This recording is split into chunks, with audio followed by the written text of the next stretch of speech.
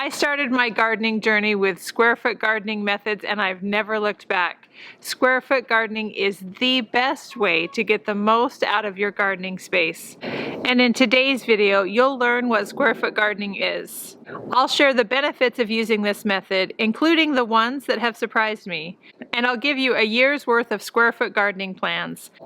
If we haven't met before, my name's Angela from Growing in the Garden, and I love to share garden inspiration and helpful tips so you can be successful in your own garden.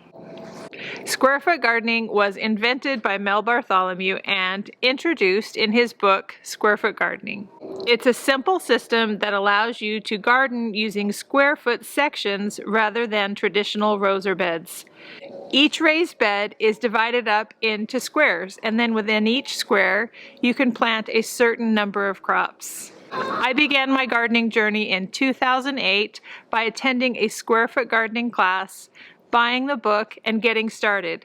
The simpleness of square foot gardening really appealed to me. It simplified the gardening process and made it easy to understand and not overwhelming. The concept of square foot gardening is simple. You garden in raised beds no wider than 4 feet, and those raised beds are divided up into square feet. You have some sort of a grid that keeps you organized. That's the part I love. I use garden grids from Garden in Minutes that divide my bed and they water them. The next essential part of raised bed gardening is the soil. Rather than gardening in the ground, you garden in raised beds using the special soil mix that Mel developed. It's a simple mix of vermiculite or perlite, coconut coir or peat moss, and compost. This soil gives your plants exactly what they need to grow and thrive. And finally, plant spacing. You calculate how many plants or seeds to plant per square. You do this by looking at the back of your seed packet and paying attention to how much space is needed between plants. For example, a 3-inch plant spacing is 16 in each square. 4-inch plant spacing means plant 9 per square. There are many plants that you plant 1 per square, and there are several plants that take more than 1 square. Using these plant spacing guidelines allows you to use all of the space in the beds without overcrowding. As I've implemented square foot gardening techniques in my own garden, I have been encouraged and excited about the many advantages of using this method. Here are a few that I've noticed in my own garden. Number 1, it is really easy to get started. As a new gardener, I felt very overwhelmed when I started looking into gardening and trying to understand all of the information. Square foot gardening made that simple. Starting small with a square foot garden helped me be successful, and then I wanted to continue gardening after having some initial success. I continued to expand my garden through the years using these same methods. Square foot gardening uses my time and space efficiently, so I am producing the most amount of food in the shortest amount of time and space. Weeds are virtually unheard of in a square foot garden and in most raised beds. Adding mulch to your square foot garden all but guarantees that you will be weed-free in your garden.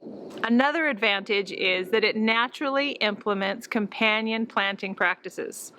Because you're not planting row after row of the same crop, you're intermixing different kinds of crops in the same bed, you naturally create a polyculture in your garden. This diversity in plantings attracts a broad assortment of beneficial insects and pollinators.